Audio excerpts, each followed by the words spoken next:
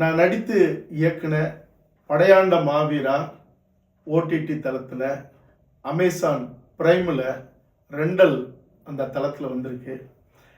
அதாவது ஒரு இனமும் மனமும் சிதைந்த வரலாறு சந்தனக்காடு. ஒரு நிலமும் வளமும் திருடப்பட்ட, கொள்ளையடிக்கப்பட்ட ஒரு வரலாறு படையாண்ட மாவீரா. அரியலூருங்கிற அந்த சிமெண்டாலை, அந்த கூட்டங்கள் எங்களுடைய மண்ணை சூறையாடி அந்த அரியலூர் மாவட்டத்தையே நீர்மூலமாக்கிருச்சு.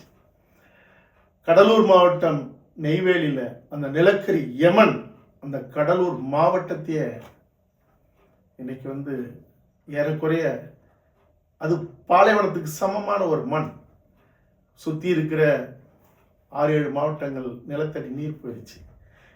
இந்த அரியலூர் சிமெண்டாலைகளை எதிர்த்தும் அந்த நெய்வேலி நிலக்கரி யமனை ஜெயங்கொண்டம் லிக்னைட் கார்பரேஷன் அது பரவ நினைச்சதை தடுத்தும் அந்த மண்ணுக்கும் மக்களுக்கும் ஒரு காவல் அரணாக, ஒரு மாவீரனாக நின்று காடுவெட்டி குரு அவர்கள் காப்பாத்தின, பாதுகாக்க அவர் சமரசமற்ற முறையில் நின்ன அந்த ஒரு பெரும் வரலாறு தான் படையாண்ட மாவீரா.